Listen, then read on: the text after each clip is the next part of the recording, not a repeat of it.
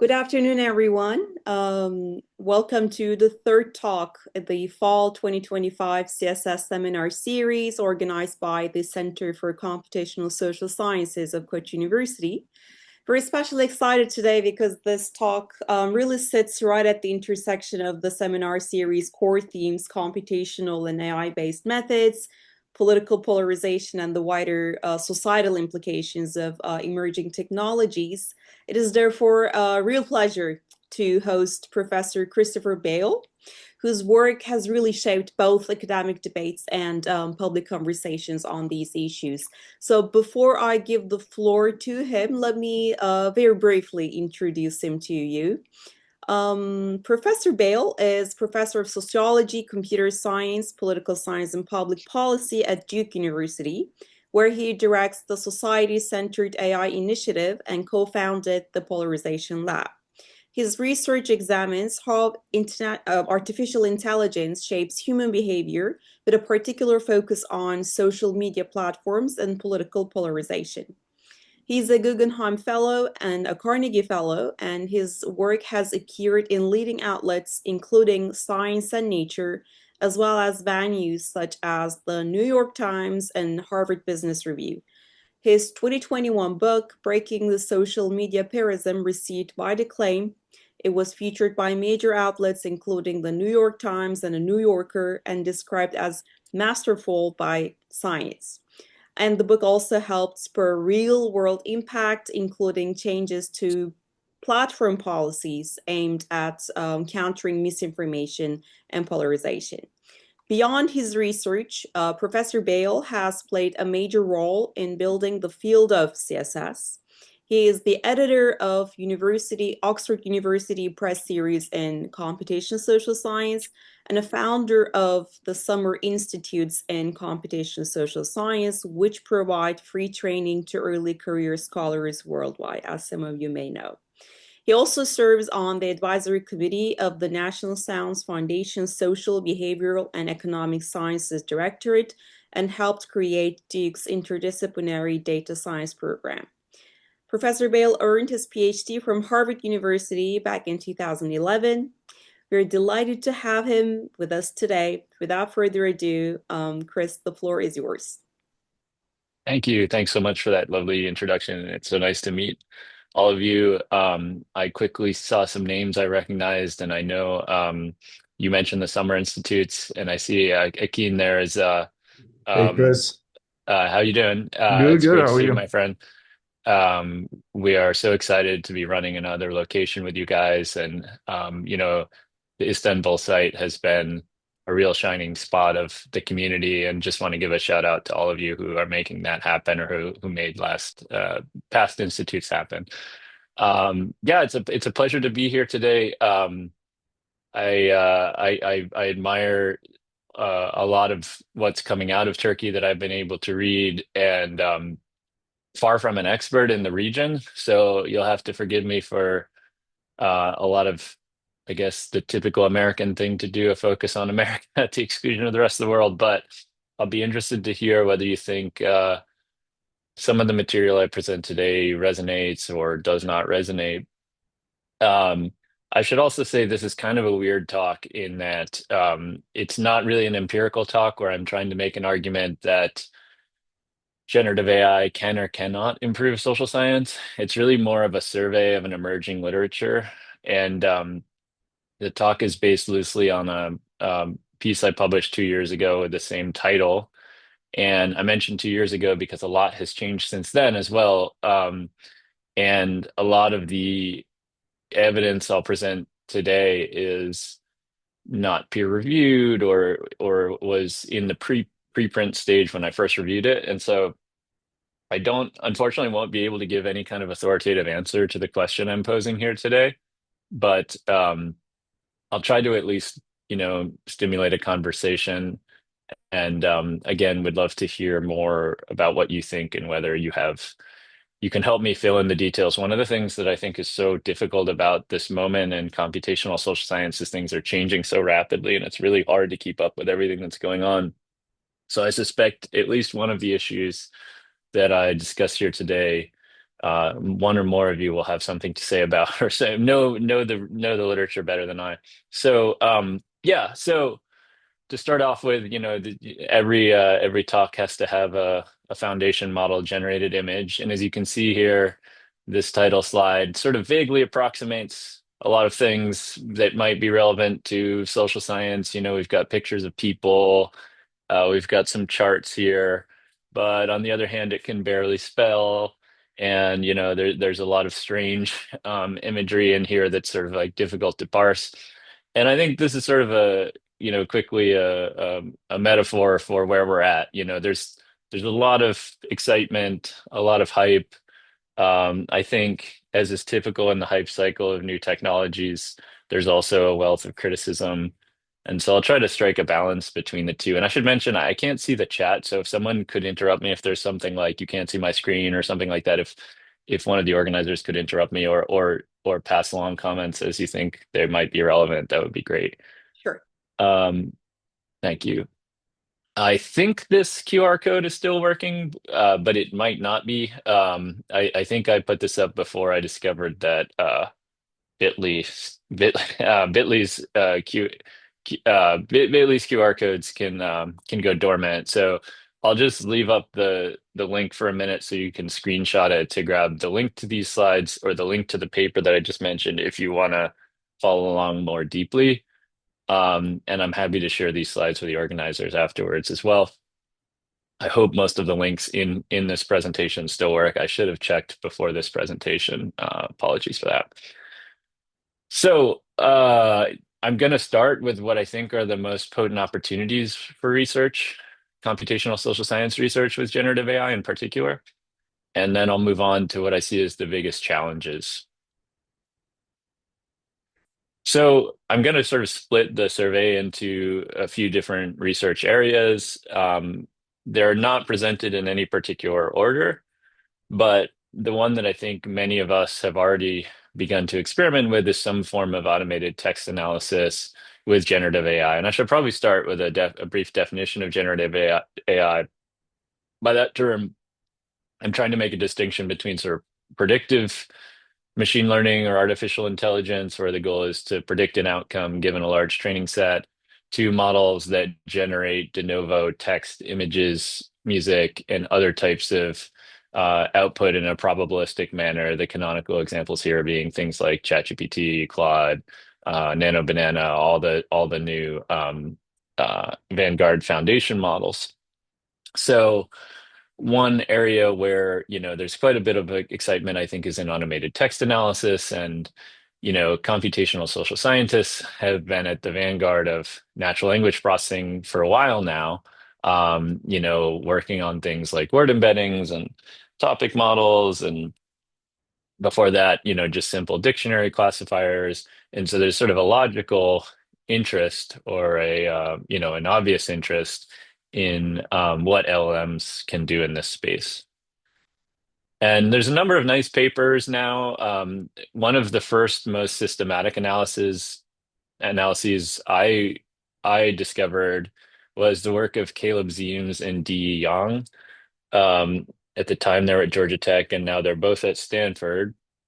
And this was simply a survey of the capabilities of LMs in terms of reproducing categories um, applied to text by scholars in 6 different fields, which you can see at the top here, and a variety of different subfields, ranging from sort of toxicity prediction to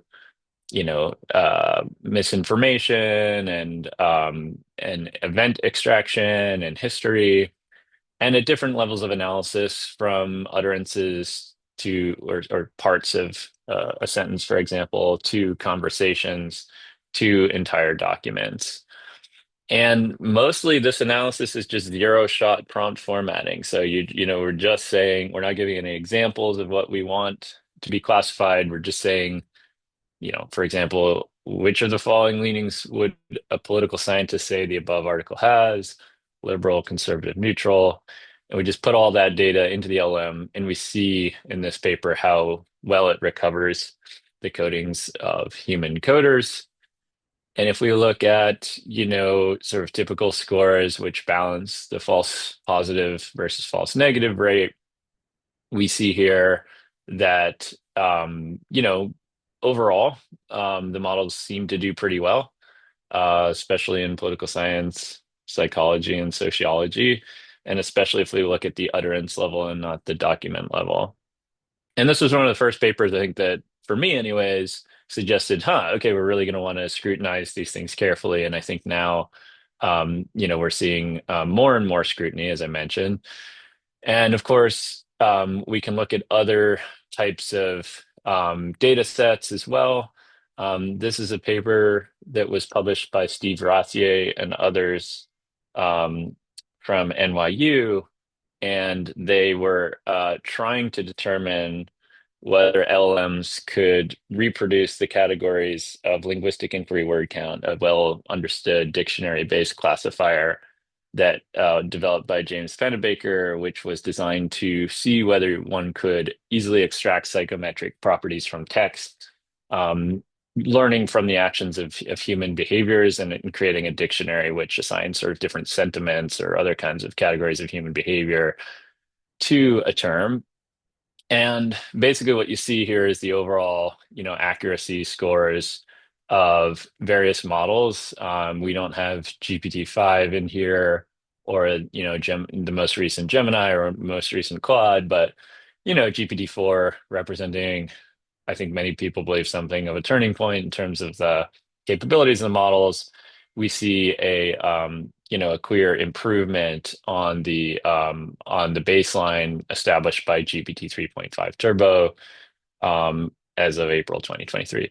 The interesting thing about this graph, I think, is that we see the models beginning to show promise in non-English contexts, and especially some relatively um, less often spoken languages, or at least less well represented languages on the internet, like Hausa or Swahili. And I now realize that Turkish is on there. So you all have to tell me whether these are reasonable assessments.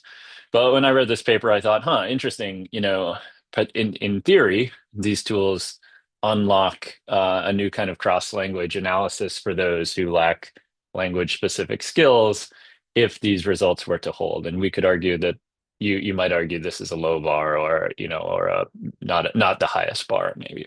But I thought, again, it was early evidence that there's some promise for these tools. Then we could begin to compare in this paper, which is linked at the bottom, human ratings to the for each of these to the GPT-4 ratings.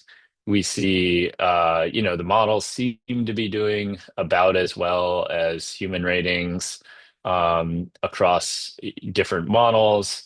And at the very least, seem to be an improvement on the dictionary methods, I think one could argue. So, again, early sort of promising results. Um, you know, I was once presenting these results. Sorry, I meant to go back.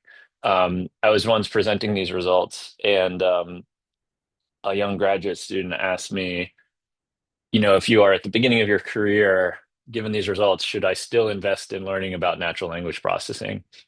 And my initial reaction was, of course you should, because, like many of us were trained using, these kind of relatively now older techniques, and it's useful to learn how a large language model functions in order to understand its limitations. And to do that, you would at minimum need to understand things like word embeddings and tokenization and all the processes that go into building these kinds of models. But it did make me wonder after the talk, for the casual user or user who really is just trying to extract features from one study, can we now say that, they could reliably use an LLM based on these early papers? I don't think we're there yet, but I think it's some promising evidence that we're moving in a direction where we're beginning to understand some of the capabilities. And I think, having now experimented with these tools myself a bit, I can only share anecdotally that it really seems to depend on the classification task and the data itself and the model itself and the combination of all three of these things. So again, I wouldn't I wouldn't advise this student to avoid conventional training in these areas. But I do think it's worth many of us experimenting with them. And I think like another question that I'm often asked, and I suspect a lot of you have thought about, is like compared to something like a topic model, like how does an LLM do? And I think we're going to see in the next few years a number of interesting discussions about those kinds of topics. And also maybe hybrid topics where we, for example, use LLMs to label topics produced by a topic model and things like that. Um, again, I think probably some of you are aware of more recent papers that have looked at these kinds of things, but for the time being, it seems like a bright spot. Second area that got a lot of early excitement, and I think Lisa Argyle's on your list of visitors, is that right? Further down later in the semester. I think Lisa is a longtime collaborator of mine, and she sent me this paper about 3 years ago that presented evidence that LMs might be able to impersonate humans in the context of typical public opinion surveys. And if you've not seen this paper, it's now published. The link is at the bottom of this page. And again, apologies for the American focus, but this is the American National Election Study. This is the study that we use to typically understand, pre and post election behavior. And here, what we're seeing is like GPT-3, so a relatively early model, prompted to answer the same questions that humans were, given a persona that is derived from some empirical observation, like demographics, usually.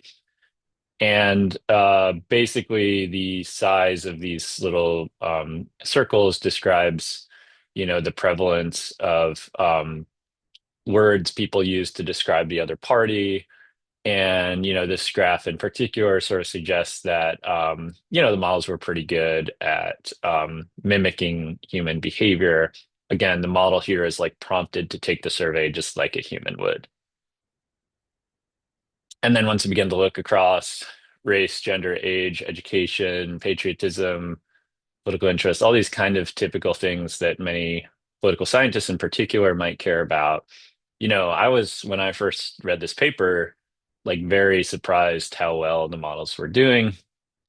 I think now we know a lot more, and you know, people have struggled to reproduce these results in other contexts. I think most relevant, maybe to this crowd, is the more recent work that's tried to look at this internationally.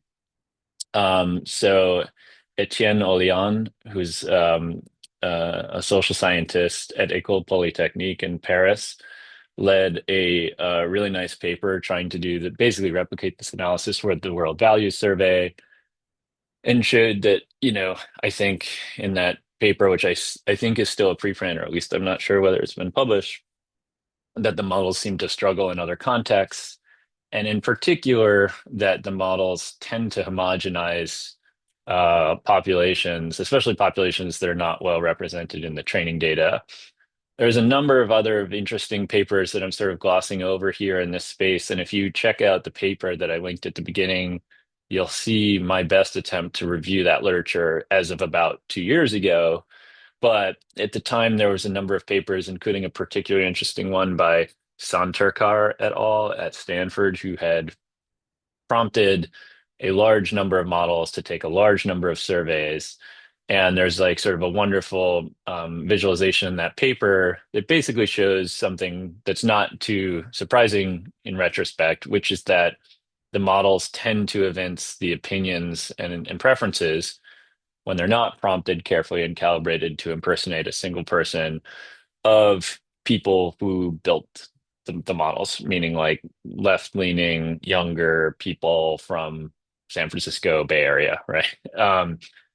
Now, there's so many interesting attempts to, study these in other contexts. I think the Prism Alignment Project is a really interesting example, which is a paper that, won one of the NeurIPS Best Paper Awards last year, I think it was, or the year before. We're learning a lot rapidly, and I think what many groups have started to conclude is that though there was like a lot of early excitement, it seems like these models tend to again, homogenized populations, and that might not just matter for less well represented groups, but even if, like someone mentioned at the beginning, polarization.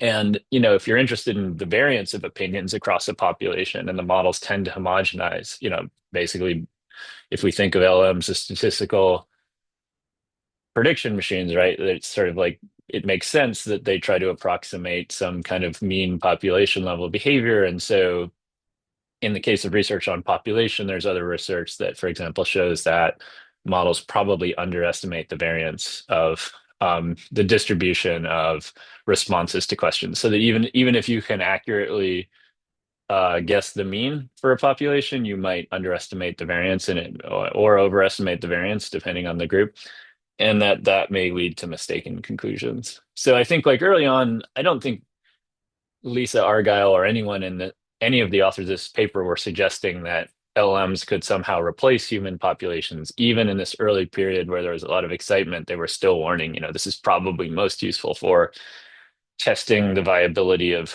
surveys or pre-testing hypotheses and things like that, but we're not, anywhere near the place where we can replace human respondents. Though it is perhaps worth noting the increasing concern about the prevalence of bots or use of LMs among survey populations themselves. And so to some extent, we may be studying bots even if we don't want to.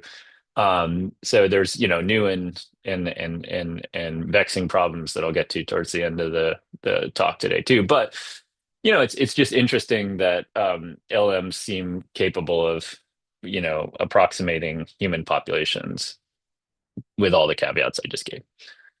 So third area, I think there's a lot of excitement is in sort of synthetic experimentation.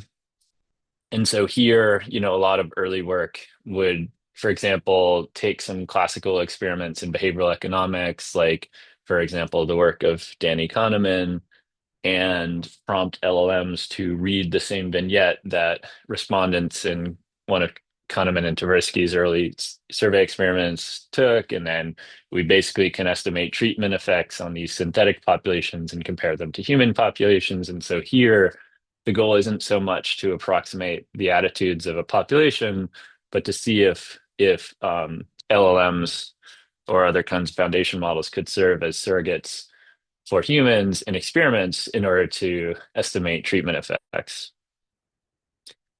One of the most interesting papers I came across in this early period, and there are a few. I mean, there's been a bunch of work in this area now. There's a team in psychology, which I think since I published this paper, their paper came out.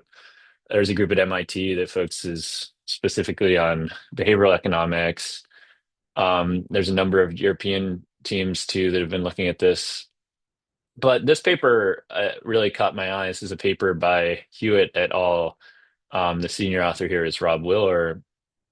And they had this kind of interesting data, which is the test archive of experimental data sets, which was these data that were collected some time ago.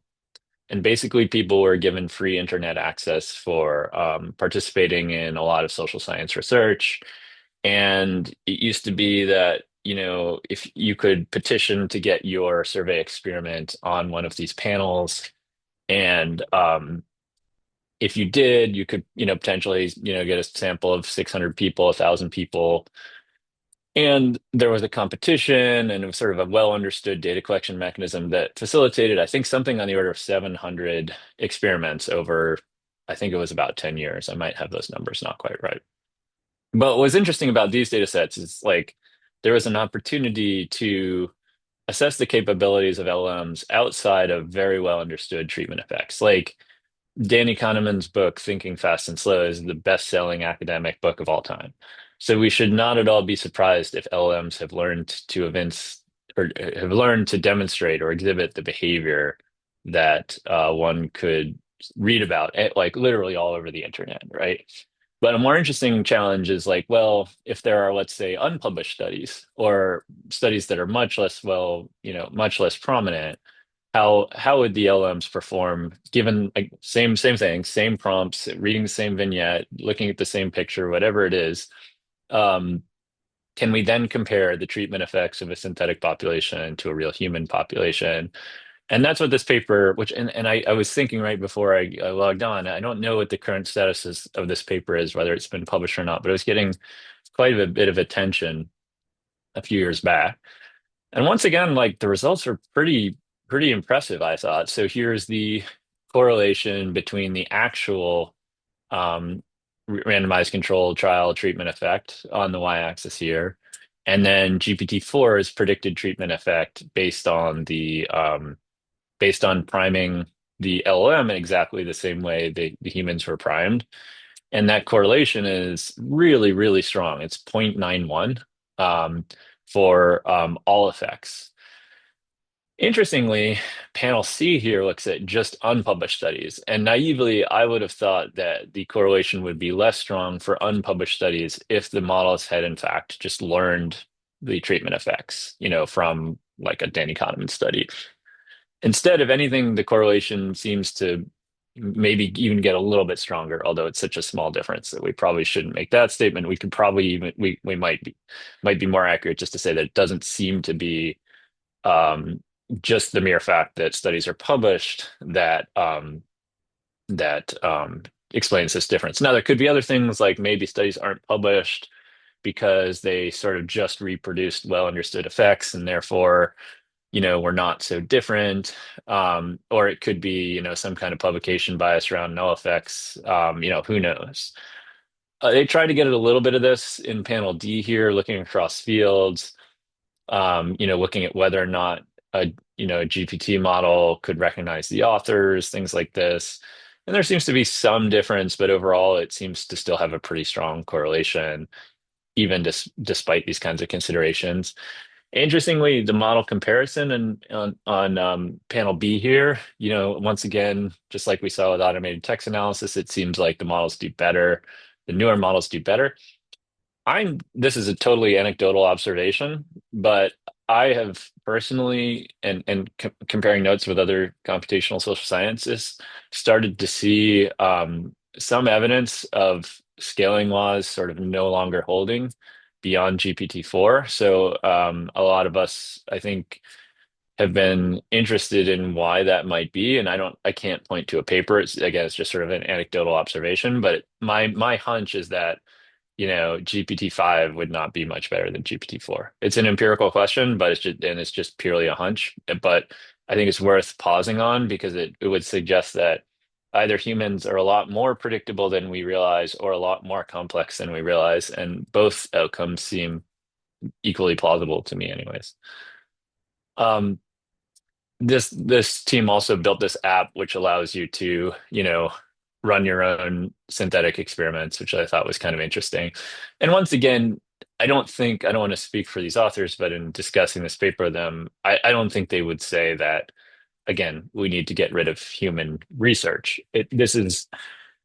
Their argument is instead that these types of techniques might open make experimental research much more accessible to a larger group of people, or much like the synthetic survey stuff, allow us to do some kind of prima facie evaluation of the viability of a research hypothesis, or especially if we can run the experiment, dozens or hundreds of times, some kind of confidence bounds about which type of treatment effects are most likely to produce, impacts on human populations.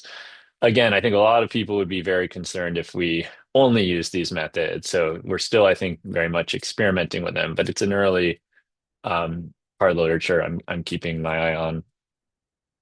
A third area where I've been doing quite a bit of work recently, and unfortunately don't have much to share from our recent work, so I'll have to describe it a little coarsely here, is just full-blown agent-based models. So like here we have created a social system with artificial agents like we might have 10, 20 years ago. If familiar with this, again, I know a lot of people are interested in polarization on the call, a model that tries to predict the emergence of like echo chambers when you give agents some preferences or some degree of influence over each other, and the models sort of work through some kind of interaction over time.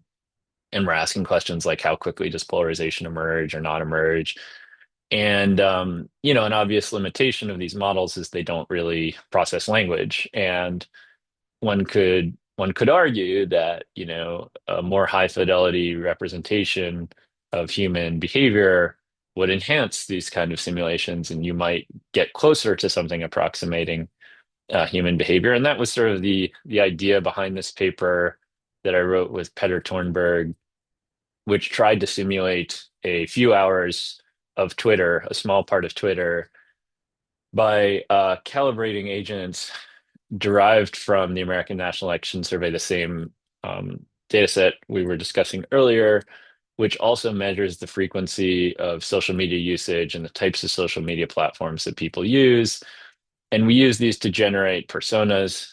And then we used an RSS feed to simulate the news cycle, and we prompted the models to read the news according to their self-reported interest in the news.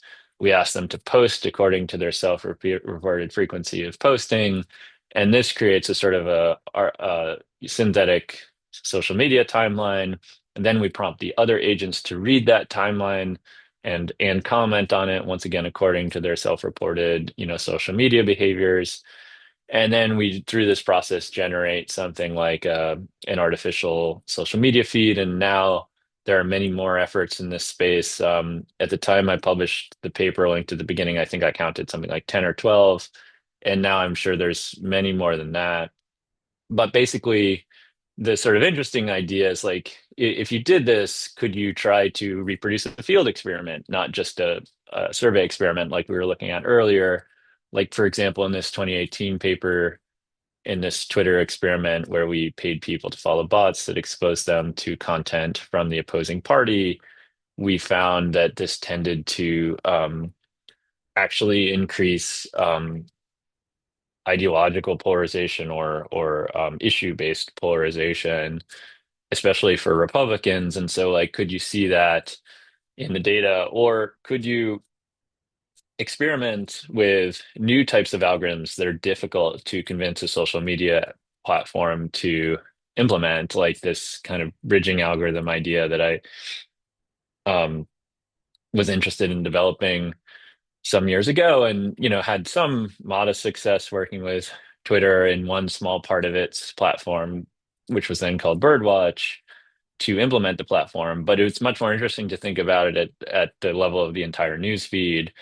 And so if you create these synthetic environments, perhaps you could run experiments that are impossible to run in real life, or unethical to run in real life, or on sensitive populations like the dark web, and where it's nearly impossible to run experiments. And so there's a sort of a thought experiment, to what extent is this possible? And so in this paper, we tried to create different types of networks, and we tried to do these different types of interventions, and then we used the LLM to assess the behavior of the LM, which I think, there's some issues there. You'd much rather have humans validate all these things. But this was sort of just a proof of concept kind of paper.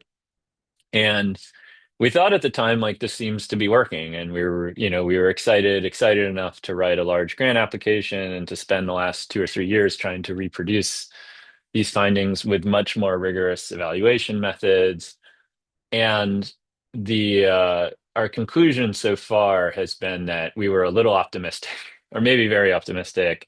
And as we held the models to more increasingly strict tests with, for example, data that link social science surveys of real populations to behavioral data, and try to use these more rich data to both validate and prompt models, at least for the smaller models that we're able to work with, and we have to work with mostly open source models that we can run locally because of privacy issues with these data. We're seeing that, the models are, they're okay, but they're not quite as high fidelity as we might like. And there's this interesting question which I don't quite know how to answer, which is like, how close do we need to get to actual human behavior in order for these models to be useful? Because it really depends on the sort of the epistemological approach to agent-based modeling. If you are in the all models are wrong, but some are useful, view of the world, then maybe we're getting more useful models. But an entirely different perspective would be to say that we are adding unnecessary complexity. And the beauty of agent-based modeling is that they're actually very simple and parsimonious. And so if we can observe emergent behaviors that we have theorized with very simple models that are very interpretable, then why are we adding all this noise with LLMs? And I like, in my view, that's sort of where we're at with the ABM literature. There's people arguing sort of both sides of that, and I think they're both very reasonable arguments. And I don't know any way that we will broker those two competing views anytime soon. But I do think it's an interesting area that is at least worth continuing to explore. And hopefully we'll be able to post a paper that reports on this more rigorous study that I just developed, that I was just describing, hopefully in about a month or two, if you're interested in this kind of stuff. And I'll skip over some of the more fine-grained results. These are just showing that in this early paper, we think we created a lot of content that seemed plausible, but again, we didn't validate it carefully. So I tend to think it's probably not anything we should hang our hats on. We need to be more rigorous. Okay, so we've looked at automated text analysis, synthetic surveys, synthetic experiments, and sort of synthetic agent-based models. I guess all agent-based models are sort of always synthetic, so let's call them generative agent-based models. But the area that I'm personally most excited about is blending simulation and human experiments. So if you've done a lot of experimental research, like it's expensive, it's logistically difficult, can create ethical issues. It's difficult in particular to get groups of people to participate in an experiment at the same time. It's expensive, logistically difficult, and all these different things. And so one area that I've become really interested in thinking about is like, well, could we create an artificial environment where a human interacts with a group of agents?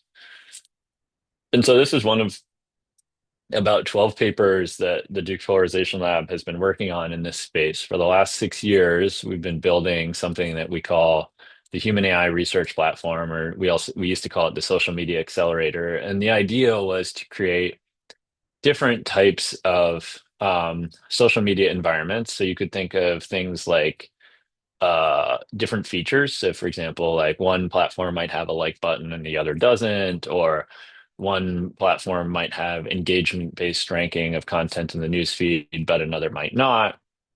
And that you could rigorously evaluate the impact of those kinds of features on our platform, which enables randomized control trials. So you can basically, a researcher has some thesis, some hypothesis, and we recruit people who want to participate in a study. We tell them typically that they're helping to test a new social media platform that's not yet been publicly released. And we give them an invite code to install an iOS or Android app. And then once they do that, unbeknownst to them, that invite code randomizes them to either a treatment or control condition. And then we collect in the app, which integrates Qualtrics, pre and post social media experience questions. It also enables fine-grained behavioral data collection, things like that, we social media researchers in particular often can't get even when we work with social media companies like dwell time or impressions or all these other kind of very fine-grained behavioral data.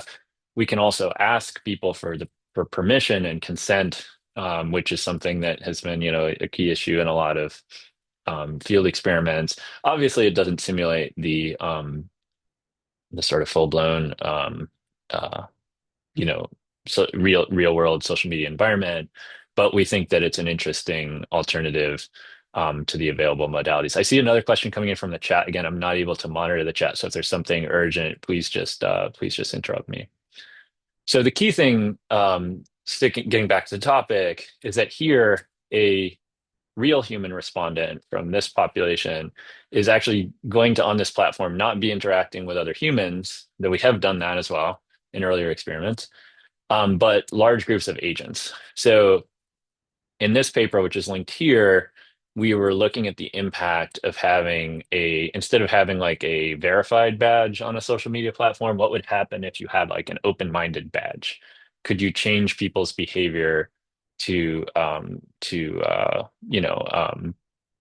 make them more open-minded, make them more kind and all these kinds of things, like engender some kind of pro-social behavior. Um, Another good example, a paper we have forthcoming in the American Journal of Political Science looks at exposure to incivility. So in this synthetic feed, in one condition, people see sort of, relatively civil content. And then in the treatment condition, we prime the bots to be modestly uncivil. So don't think like hate speech or super toxic stuff, just a little bit less civil. And it allows us to test hypotheses like people's willingness to post and then also attitudinal data like their comfort with posting and things like that. And what we discovered in that paper, we think, is that when people are exposed to incivility, they don't like it, right? They would prefer they feel less comfortable posting, but they actually post more often. And when they post more often, they tend to post more toxic stuff. So we think this is some kind of like spiral of toxicity, if you like. And that's the kind of question that social science is often about, like how group behaviors shape individual behavior, which is one of the hardest things to run experiments on. So one thing that I'm particularly excited about is like if you can get groups of agents to approximate group level behaviors, then you can potentially look at a much broader suite of questions around human behaviors. So, a really important question is to what extent do people know that they're interacting with bots, and to how well do these bots impersonate actual people? Now, we can prompt them to impersonate panelists from the American National Election Survey, or we can prompt them even with data from our own past experiments in principle, though we haven't done exactly that. Um, what we find though is when we give people a question in our surveys, like how many bots did you interact with on this platform, the vast majority of people think they're not interacting with bots. So whether the agents faithfully reproduce human behavior is one question, but it doesn't seem to sacrifice the validity of the experience from the respondent standpoint, at least according to that question in our surveys. Um, this is what I was describing earlier about sort of being able to manipulate things like the features of the platform. We can also manipulate the content itself. We can again manipulate the agents and give them different characteristics and things like that. So this was sort of the glass is half full description of the state of the field, and I think like many people would argue the glass is half empty, right? Like that, there are just as many new challenges as there are opportunities. And, even though I'm personally excited about these blended hybrid approaches and think of this as a continuum where we can move back and forth between simulation and conventional research, and perhaps, create a new sort of cycle of science where we prototype things in synthetic realms and then move to fully human experiments or vice versa. Um, there's going to be so many new challenges. The first, which I've already discussed a little bit, is sort of the bias of the models. Right? Like we're all very well aware at this point. And as I mentioned earlier, the models tend to, exhibit the behaviors of people who are well represented in the training data. And probably that shouldn't surprise us. This is the paper I mentioned earlier by Santurkar et al., which looks at this large group of models and a large group of survey takers. And this is the visualization I was describing earlier, where we see, the models just tend to in these are earlier models, right? Da Vinci and some of the earlier um, you know, Vanguard LMs, but you just see pretty clearly that they tend to lean left and they tend to under or poorly approximate the views or tend not to express the views of rural populations or elderly Republicans in the case of the US. Again, once again, this is unfortunately a very US based example. Now, again, these models weren't prompted to impersonate these populations. We're just asking them um, what the model thinks about a particular question, then comparing that to the population. Here's the other paper I was mentioning earlier by Etienne Olian's group, which uses world value survey data. And again, so much of the evidence here is not yet peer reviewed, so like we have to be really careful. But my concern is if we don't begin to review or keep our eyes posted or keep keep apprised of preprints that like will just miss so much of the most, recent evidence. And the journals I think are really struggling to keep up, or at least those that I work with and review for. And here we're seeing basically what I was talking about earlier, the sort of homogenization of the population. So the human populations are in yellow here, and the models are all the other colors. And this is what I was talking about earlier, where we're seeing that the models tend to underestimate the variance in the data. They tend to just kind of a regression to the mean, kind of, as you might expect, to the extent that you can think of these things as sort of statistical average machines. So there's bias. In addition to bias, there's this homogenization.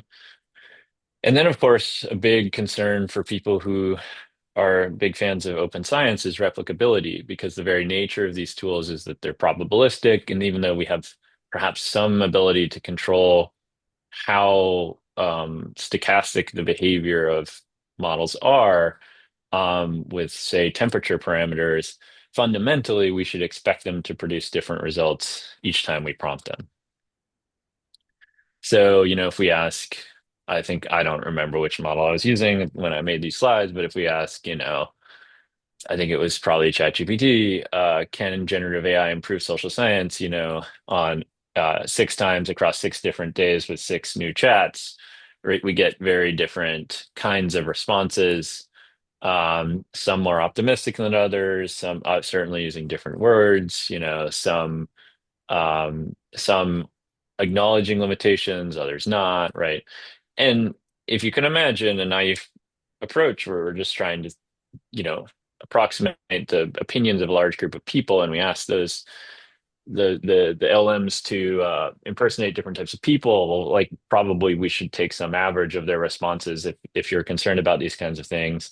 And of course, human populations themselves are inconsistent, right? Humans change their responses to questions too. So this is kind of this interesting question of like, to some extent, the probabilistic nature of responses is part of the tricky part of validation. And like when I was talking earlier about this, the struggle to validate the behavior of models in the context of agent-based models, like one reason that's so hard is like we're really bad at predicting what humans would say at baseline, right? Like, or at least I can't predict what people do on social media. So why should we expect a large language model to do it? So in other words, we might be using different yardsticks or measurement paradigms to evaluate the tools and holding them to too high a standard or too low a standard. But the probabilistic nature is a fundamental problem for creating replicable research. And of course, there's like best practices, but at some point, if we use these models, we just have to accept that they're going to produce different results. There's new ethical issues. This is like an area that I think is again, especially in computational social science. As Matt Solganic wrote in his bit by bit book, there's always unknown unknowns, particularly in computational social science, and a lot of well-intentioned projects wound up creating, really unfortunate outcomes. And so it's important for us, as ever, I think, to be really sensitive to what new types of issues could arise. I've already mentioned informed consent and those types of things. But creating digital twins of people, is that, there's certainly ethical questions there. This is ChatGPT's horrifying depiction of the ethical dilemmas related to generative AI and social science research. It's interesting though, because I was sort of, when I was writing this article that's linked at the beginning of the slides, I was thinking, oh, wow, there's going to be so many new challenges. And, usually my experience is usually reviewers, are, eager to jump in with criticism. But here, the reviewers surprised me and they're like, actually, this may solve some ethical problems too. And I was like, huh, I hadn't thought about that at all. But like one example I can offer in my own research is, in the past, we used to do research where we'd have multiple people use one of these social media platforms we built. And the challenge there was like, if those two people start harassing each other, which happens rarely, but does happen, right? We have to staff essentially a content moderation team to track all of these conversations unfolding over days on the platform we built. And it's really tricky. And the hazard of someone being exposed to hateful rhetoric, one could argue, is probably higher if you used human populations compared to relatively steerable and controllable LMs. I'm sure we've all experienced, LMs going off the rails, but for the most part, depending and especially for particular models, like we seem to be able to control, especially more recent models, and with much more fine tuning and much more human oversight, the range of behaviors that we might expose people to. So that's kind of an interesting trade-off, and I hadn't thought about that at all until this reviewer sort of, offered that observation. But certainly impersonation, there's a host of new issues related to disclosure of exposure to AI. So, for example, do we need to tell people when we expose them to AI? I think a lot of people would say the answer is yes. Is there something about preserving the nature of humans that is just fundamentally, um, some kind of IRB concern? But even beyond institutional review boards, do we just owe respondents some kind of, disclosures in this area? It's another area. And there's many more that I describe in this paper linked in the beginning. Another area so many people are worried about, rightly so, I think, is just sort of, junk science and hallucination. So here, the model's just sort of making stuff up. And I think the problem with hallucination has been, if our opinions were frozen in 2023, then we would be very, very concerned about hallucination. I think my sense is more recent models have done a lot better at avoiding hallucinations, although it's certainly still a problem. And, there's no way for a model to really know the truth, capital T. Um, I do worry about the proliferation of junk science, people submitting grant applications written by LMs and, reviewing papers with LMs and, like just LMs on every part of the scientific process could, in theory, create some kind of model collapse situation where, you know, um, science sort of eats itself in the worst way possible. Now, of course, there's an optimistic take here, which is that, um, science will be emboldened by or empowered by LLMs, and scientists will be emboldened to take on new questions or discover, you know, research questions and hypotheses that have been hidden by human biases and or our lack of, time and patience to sort through carefully all of the different permutations of theories that could unlock a certain outcome. And, certainly there's examples from computational biology which are exciting, but in the space of social science, it's not yet clear that there'll be that kind of payoff. It would be interesting to see. There's some good work going on. Dashun Wang in Chicago has a few field experiments in this space. Di Yang has a few experiments in this space. My colleague Boyuan Chen at Duke has some interesting experiments in this space. James Evans has some interesting recent work and paper that just came out yesterday, which he presented here a few months ago, that suggests actually AI is a net positive for most scientists' career if we depending on how we define AI. So I don't want people to run away with that and say, and I don't think James would either, but it is something that I think is worth keeping our eyes on. And here's an example of the hallucinations, right? Apparently I created Dolly, according to Llama, which is, I can promise you, not true. Environmental impact, really big deal. I think many of us are concerned about the training costs, the inference costs of using these models, especially if we do things like run thousands of simulations of humans, populations, what is the trade-off there? Like at what point should we be carefully considering the environmental costs of these models? Now, these costs are really difficult um, to actually interpret in real world terms. I think there's a real lack of transparency, but these are training costs, and inference costs are much, much lower. And a lot of people recently have been scrutinizing some of the more sensationalist claims in this space. But it seems that there's at least a non-ignorable environmental impact, if not a significant one. And so we should all be thinking very carefully, not only about how much and when we use um, generative AI, but also which models we use and whether we should be using them locally or whether, and there's some really interesting recent advances in this space too. The new model by Ateash Zurich, which is like a fully open source campaign, which I think is really interesting. It's called Apertus. If you've not yet seen it. It's basically a LLM for science and for scientific research that is more or less open source. And can be run locally and performs really well in a lot of actually in some of our simulations is one of the better performing models. Again, that paper hopefully will be able to post in about a month. Um, the the other thing is like innovations at the hardware level, which usually social scientists aren't talking much about, but here at Duke, um, some of my colleagues have created first of their kind data centers, which use the heated wastewater from GPU cooling technologies to power other things on campus. So there are innovations here, and hopefully we'll get better. But again, as we're all considering when and how to use LMs in our research, it's just a final thing to think about. And I'm sure there's many other challenges and limitations I've left out. I think again, if history is our guide, and going back to Matt's book, there's going to be unknown unknowns, and so hopefully many of you will surface those. But I think, and I didn't get to talk a lot about other issues I describe in this paper, like for example, the closed nature of so many of the models and the lack of access to data and our lack of access to data on real human populations using LMs. And these are all things that are very familiar. If you were part of studying social media in the early days, right, it's always tricky to get these kinds of data for many good reasons related to privacy, user experience, and so on. But we're sort of back in a very similar spot, and I think therefore it's really um, incumbent upon social scientists to think about whether we need to create our own infrastructure for social science research, and that's one of the reasons why I took a moment to flag Apertus, the ATH Zurich large language model, as something to potentially explore.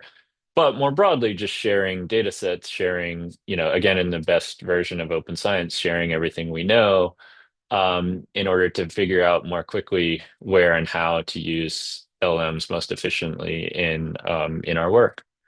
So that's all I know about this topic, or most of what I know about this topic, and would love to hear what you think. Thank you so much. This is a really inspirational talk, and we have a lot of our students in our CSS program. I'm sure they really benefited a lot from it. So before I open the floor, oh, actually, there is a question in the chat box. So I'll just read them out loud, and we can maybe collect a round of questions. And Sure. all right, so let me see. Shukru is asking. Shukru, by the way, is one of our dear research assistants who've been really helpful in organizing the CSS seminar series. Cool. Uh, Yeah. he is asking, in your preprint, you discuss LLMs built by social scientists.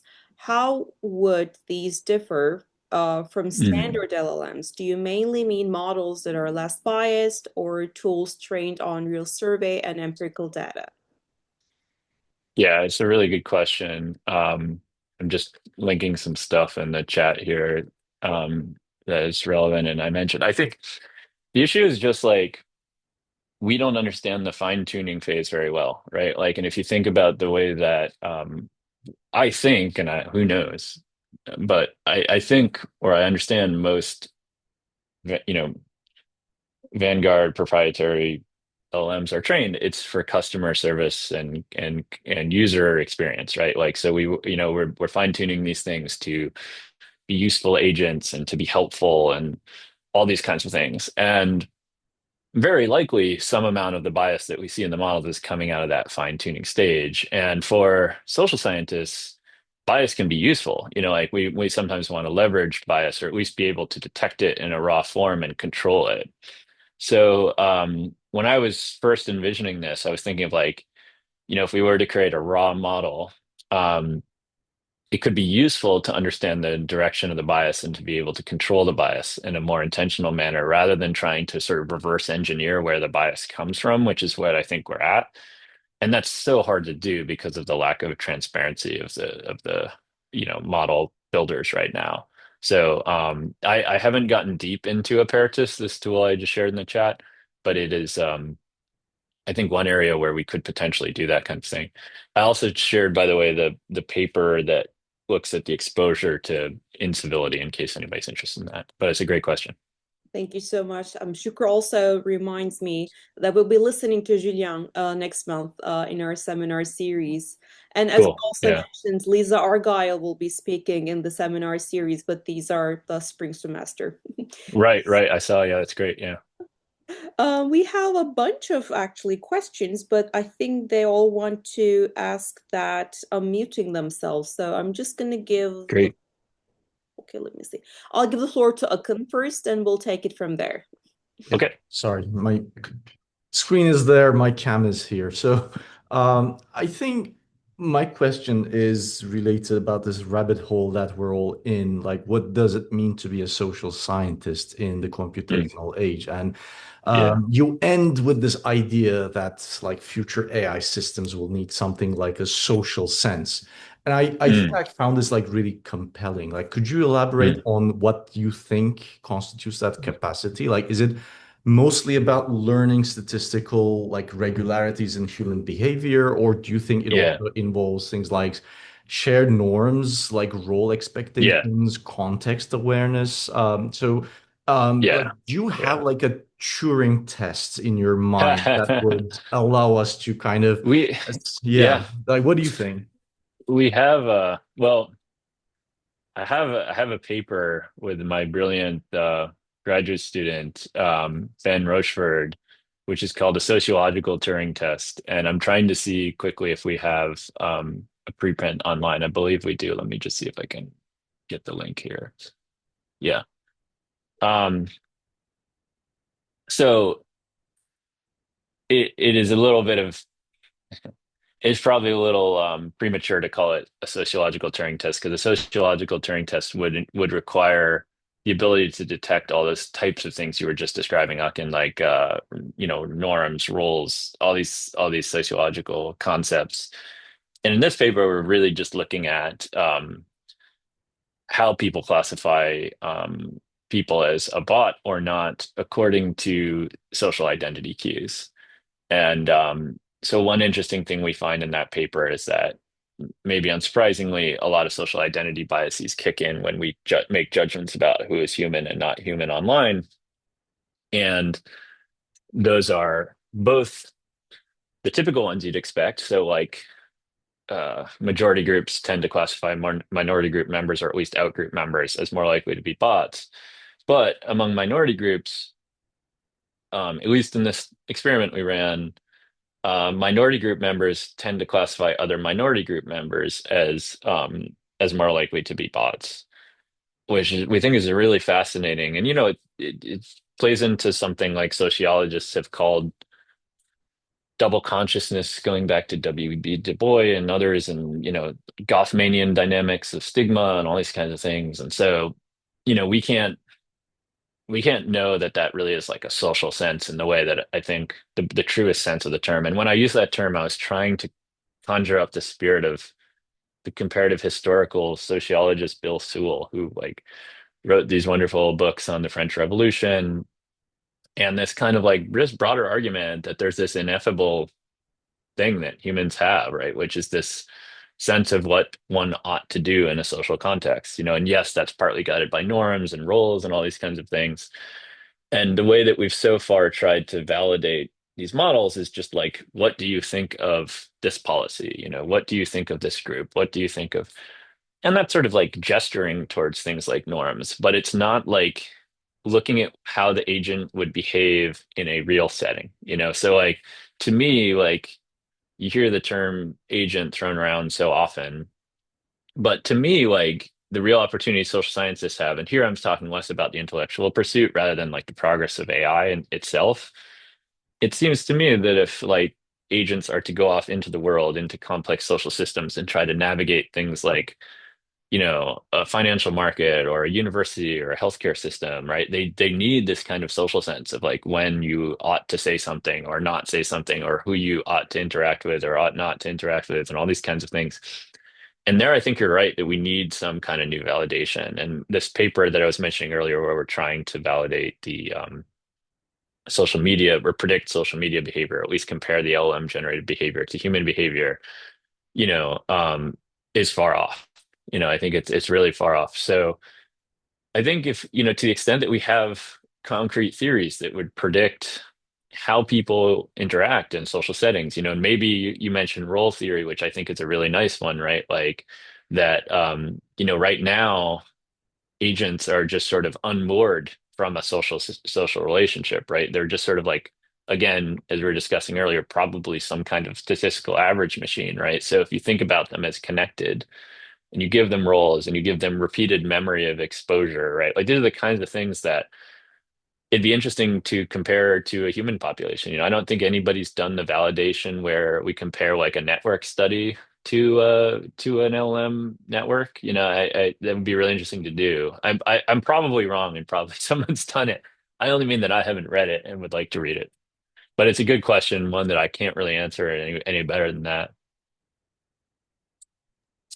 Thank you. I suggest we collect a round of questions because we actually have a lot of questions in the chat box, so we'll have enough time to at least have a quick response to each. Berke, we'll start with you, and then Aybike, and then Nima. Thank you. First of all, my question is related to reliability, but in a different sense. So since these LLM models are designed market-oriented, not necessarily research-oriented, there are a lot of updates. There are new models coming out every second. You pick a model, you validate it, you use it in your research, and before you finish your manuscript, there are a bunch of new models out there. And Yeah, that's true. sometimes the models change behind the scenes as well. Yeah. What does it say in terms of replicability, you think, and longevity of Mhm. the research that you do? For the next 5-10 years of this research field, what would be the implications that you think?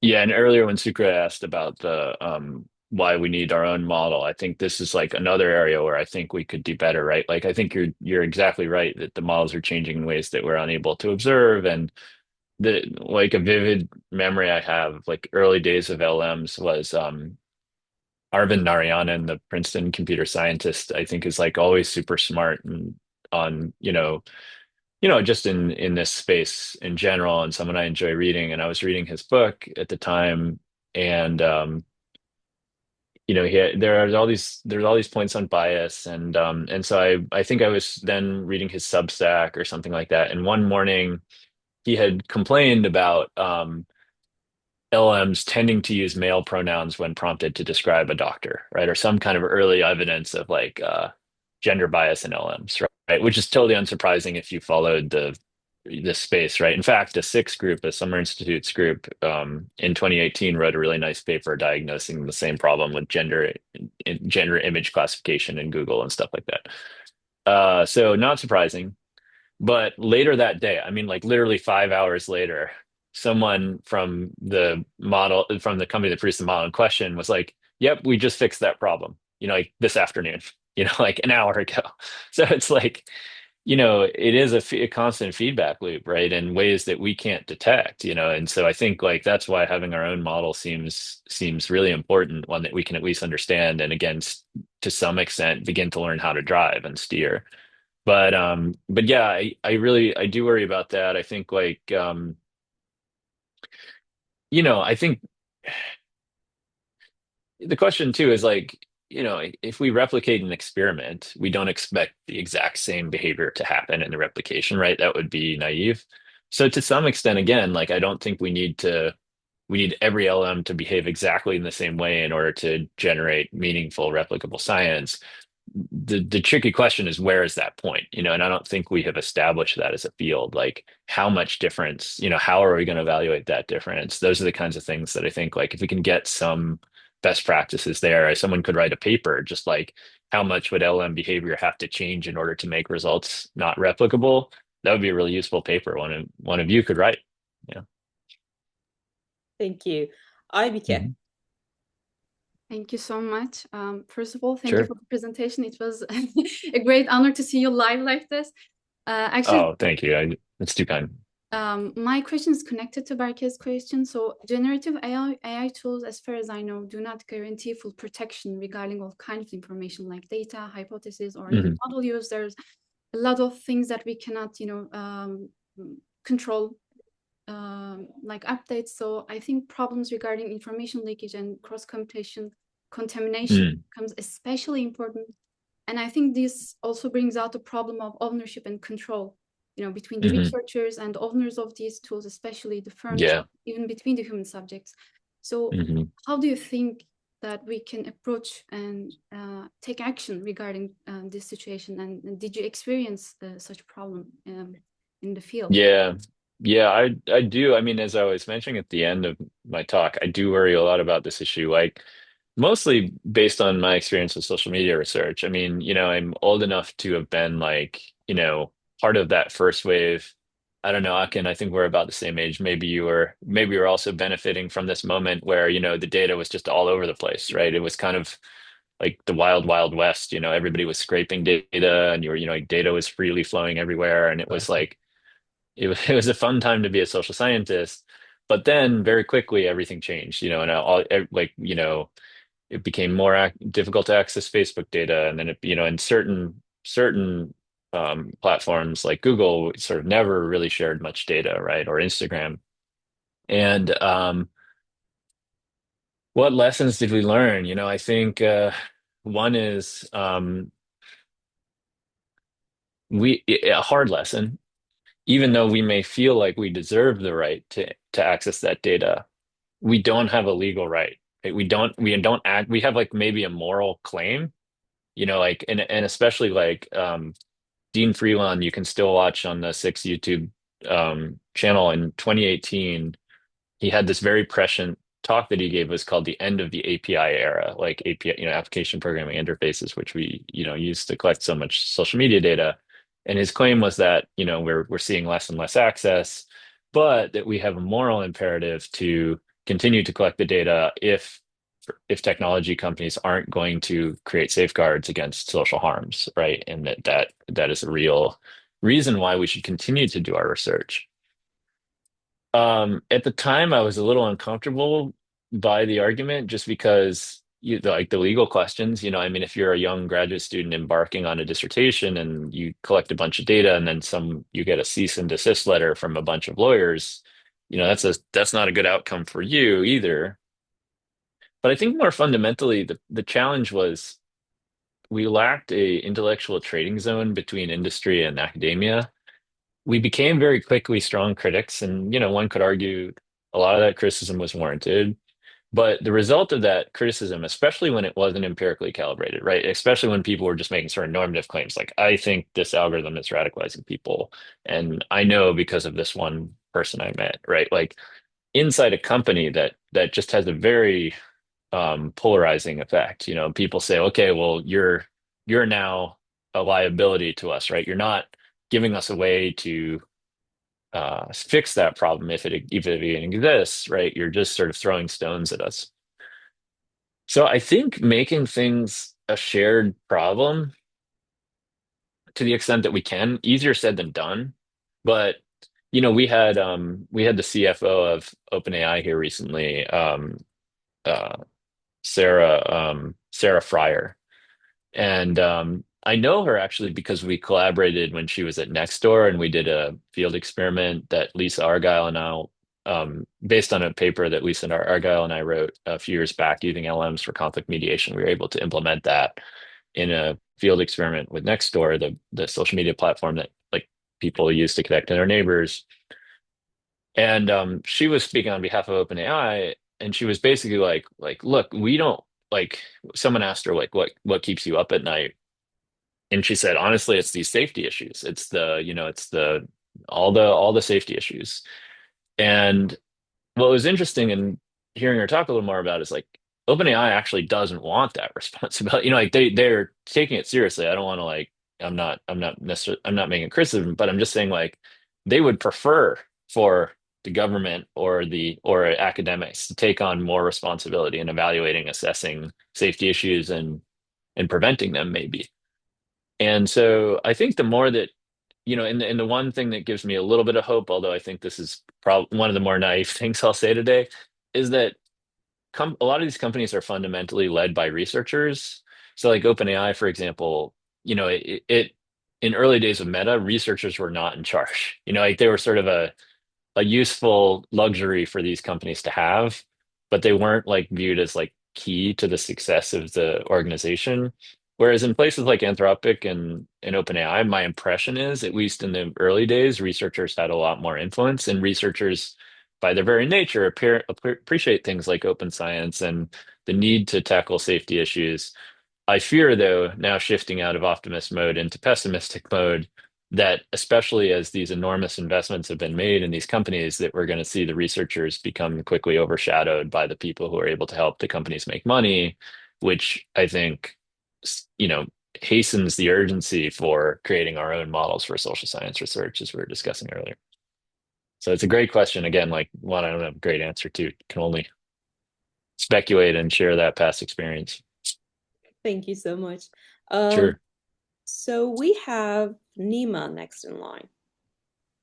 Thank you, Professor Hagen, and thank you, Professor Bell, for this wonderful presentation. I recently went through your interview with Gary Newhoff and also your presentation at Cultural Network for AST Advocacy in Northwestern Institute. That was back in 2017. So I was Okay. going through all of those videos. So in that presentation, you had highlighted that current limitation of testing sentiment or variance of messages. So I would like to get your perspective on how this newer LLM's development is capturing the audience perception, both on the prescriptive and the descriptive side. So if we Okay. have access to this social media APIs, which is itself a separate question. So do you also see the good prospect in the low resource language settings in conducting that kind of research? Yeah. Yeah, I'm sorry, I don't remember that talk very well, so it's hard for me to remember the context, but I can only say that I'm just really not an expert on this issue. You know, I think asking maybe Julien that question, because he's looked at, you know, less less regularly used languages, or Steve Rothie, or any of the people on that paper that I shared in one of those first few slides. Like, I think they would know much more. I mean, almost all of my research has been in English, I'm afraid to say, so I can't give a good answer to that question. It wouldn't surprise me if there are significant limitations. And, you know, of course, you mentioned sentiment analysis, which, you know, as we all know, is like a pretty coarse tool to begin with. You know, it's like I think it's you know, it's what sentiment means, and what, you know, who's creating the training data is always the sort of the rub with these kinds of issues. I can say that a lot of the off-the-shelf methods, my collaborator Petter Tornberg, um, at University of Amsterdam, did some analysis of the Perspective API tool, which Google recently announced it's going to sunset. But it was, I think, for a long time, one of the, you know, standard models for detecting toxicity, for example. He has a number of analyses. I think he has some papers posted about how biased it is towards English. And I think even in like German, a relatively, you know, large language group, like it shows all sorts of different bad properties. So yeah, unfortunately, I can't answer the question confidently. I'm sorry. I will continue with the questions in the chat box, but before I do that, I have a note from Akın. He had to leave us, thanking you very much for this wonderful talk, and to us for Oh, cool. inviting you. And he also left the QR code of SI CSS Istanbul. Nice. Shameless advertising, he says, but we're really And I happy. don't know, just to make sure everybody knows, these are free programs, that are designed to provide you high quality training in computational social science, as well as interdisciplinary research opportunities. There are typically, there's typically an admissions process, and I don't know exactly how that's set up, but I just wanted to make sure everybody knows it's free. We work hard to raise the money to keep them free, but so that, you know, it doesn't put a burden on students. We're joining forces with Özyeğin University and Sabancı and Boğaziçi University. Cool. Oh, that's great. Actually, we did it 2 years ago, and then we took a break. So we're going to be back with this collaboration. We'll be During the earthquake, if I remember correctly. Yeah.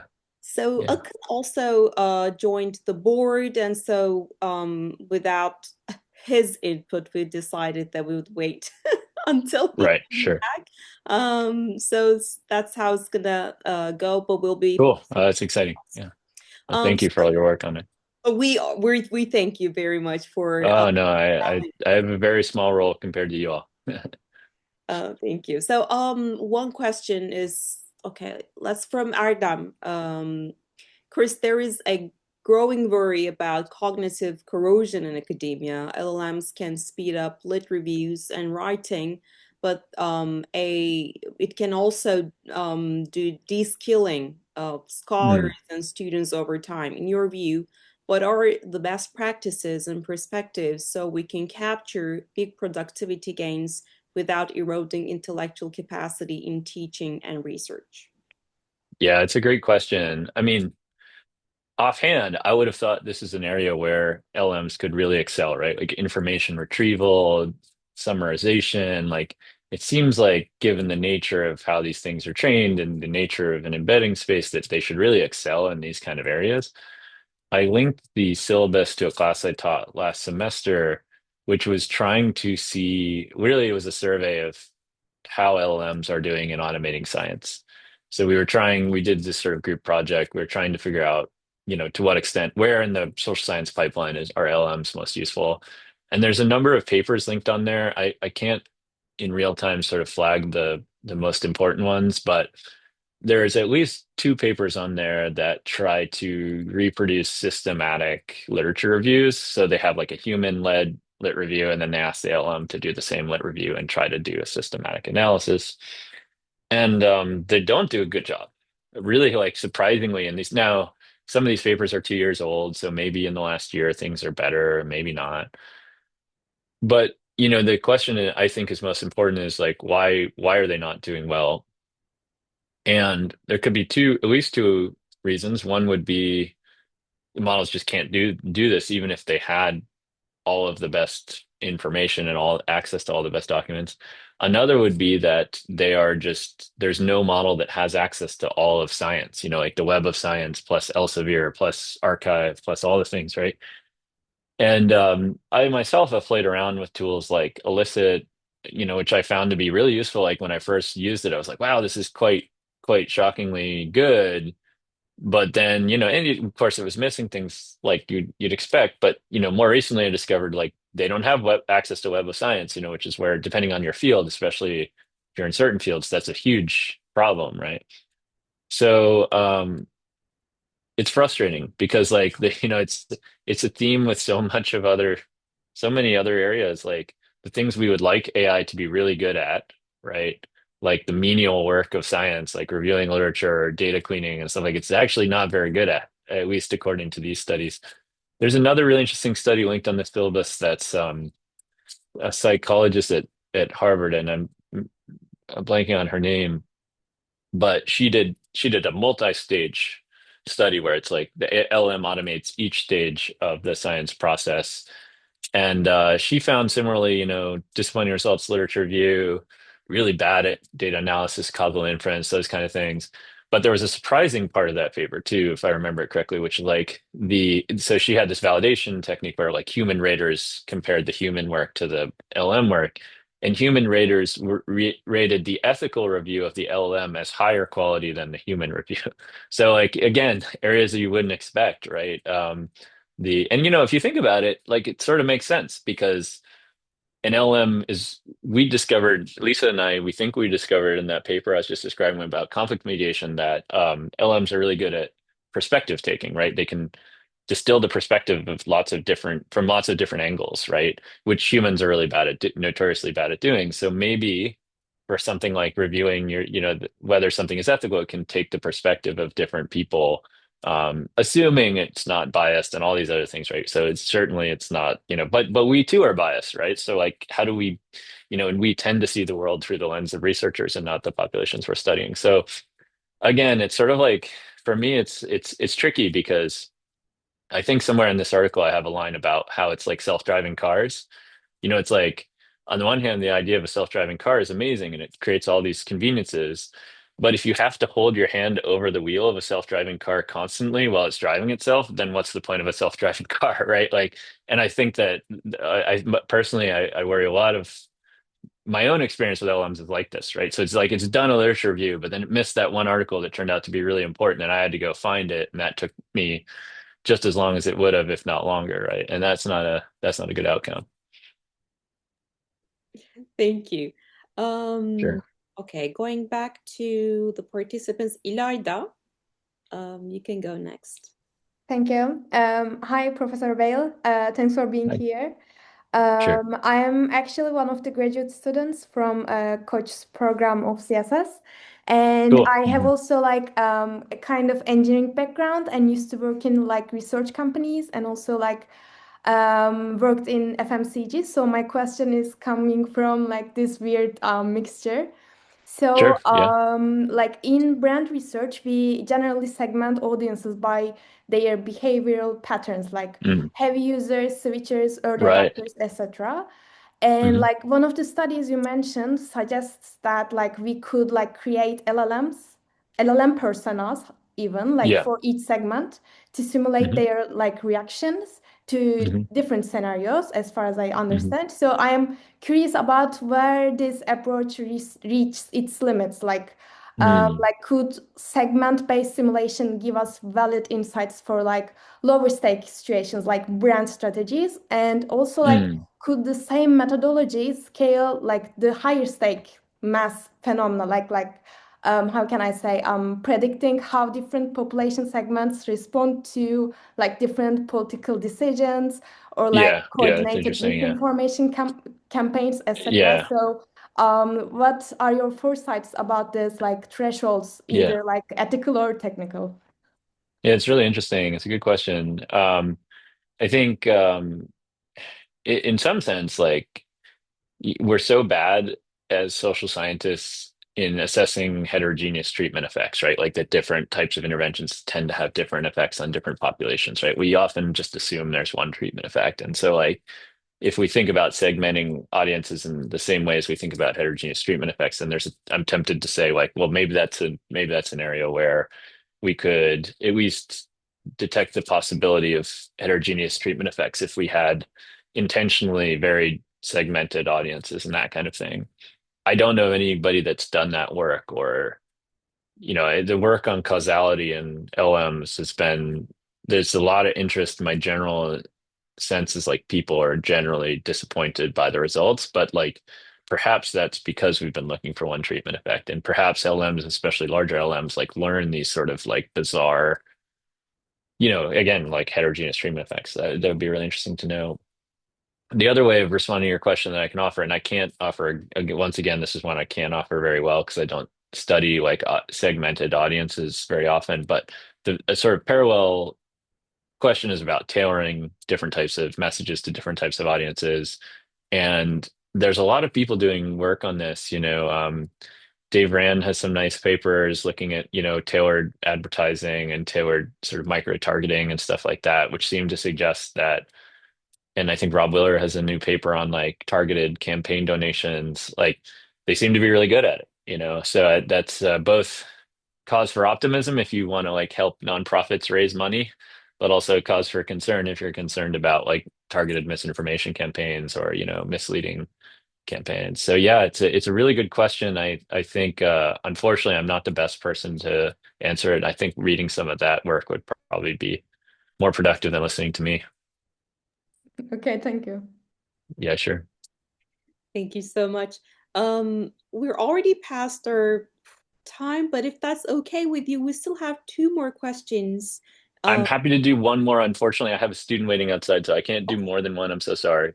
okay, that's okay. So I will give the floor to Emre then.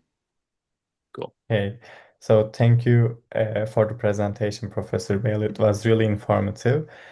So Thanks. very shortly, we use LLMs to measure, political ideology, moral language, emotions, etc. from text, but Mhm. it looks convincing on paper because it produces fluent labels. But in social science, we care about construct validity, whether the measure truly Mhm. corresponds to, the underlying psychological or the social Yeah. construct. So, what would convince you that an LLM-based construct actually has construct validity and not just high face Yeah, validity? yeah, it's a good question. I think like, it's sort of like this deeper question of like, attitude, behavior, consistency, for example. Like we're only expressing the attitudes and the behaviors were sometimes we do sort of behavioral econ experiments like I was talking about. And there's a lot, there's some interesting, I haven't followed the debate too closely, but there've been a number of papers recently on like behavioral games and like agents playing, Prisoner's Dilemma and that kind of stuff. And maybe those would offer some more construct validity if you're concerned about like the disconnect between attitudes and behaviors.